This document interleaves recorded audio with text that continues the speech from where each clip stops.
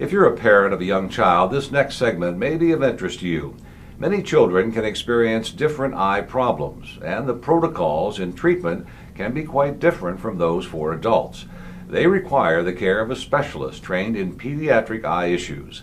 Eye care associates and our community are truly fortunate that Dr. Erzurum is trained specifically as a fellow in pediatric ophthalmology, and she will be joining us to share some of her insights in treating children. My doctor's name is Dr. Erzurum.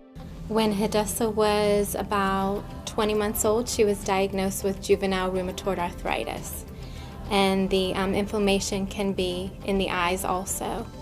So it's sort of silent in that you don't know the inflammation is there as far as symptoms. Like I wouldn't notice symptoms. Only a trained doctor would know how her eyes are if there's inflammation there. Her eyes were fine at the time that we came in, so she just watched them periodically and diligently to make sure they were okay.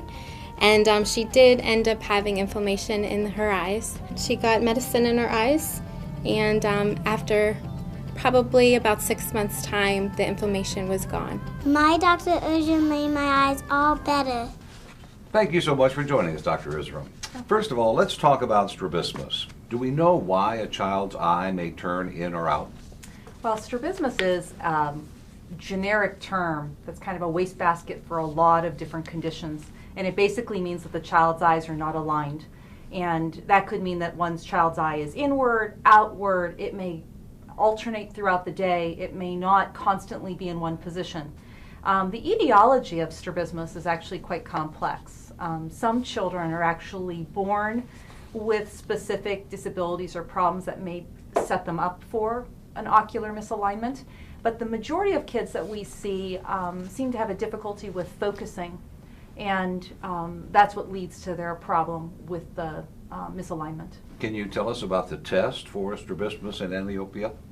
Well, amblyopia is a separate condition which often goes hands in hand with strabismus.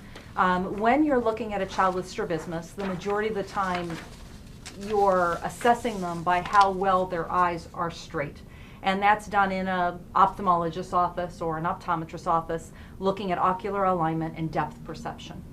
And it's relatively easy to diagnose because the parents often will come in telling you their child's eyes aren't straight.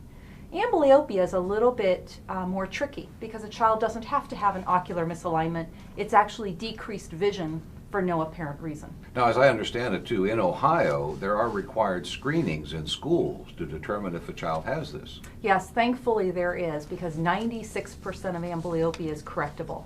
And to let it go without being treated and to cause permanent loss of vision in a child would be just horrible.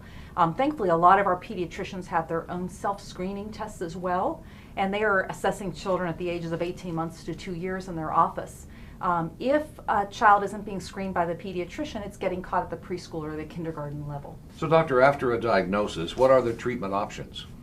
Well, once a child is suspected of having amblyopia, it's very important that the parents bring the child in to see an eye professional who's comfortable with examining children. They need to have their vision checked.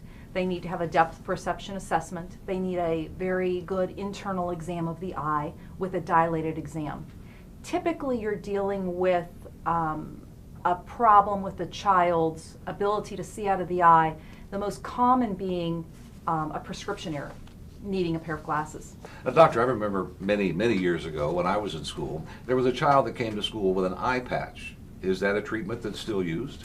Absolutely. As soon as you examine a child with amblyopia and you determine whether they need glasses or don't need glasses, oftentimes patching fits into the therapy.